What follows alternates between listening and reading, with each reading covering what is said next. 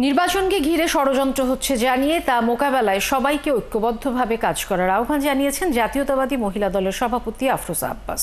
রোববার বিএনপির ৪৭তম প্রতিষ্ঠাবার্ষিকী উপলক্ষে ঢাকা মহানগর দক্ষিণের সবুজবাগ বিএনপির উদ্যোগে বাসাবো বালুর মাঠ এলাকায় বৃক্ষরোপণ ও পরিষ্কার পরিচ্ছন্নতা এবং মাছের পোনা অবমুক্ত কর্মসূচির উদ্বোধন অনুষ্ঠানে একথা বলেন তিনি।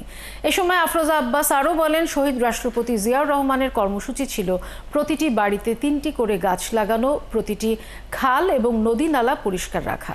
দলের ভারপ্রাপ্ত চেয়ারম্যান তারেক রহমানও সেই কর্মসূচি হাতে নিয়েছে। জনগণের হাত ধরে তারেক রহমান রাষ্ট্র ক্ষমতায় আসলে দেশের প্রতিটি রাস্তাঘাট, নদী নালাও পরিষ্কার পরিচ্ছন্ন থাকবে বলে মন্তব্য করেন তিনি।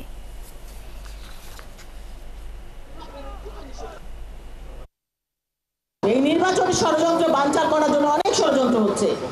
এখান থেকে আমাদের বেরিয়ে আসতে হবে, কারণ আমাদের এক হয়ে মিলেমিশে কাজ করতে হবে।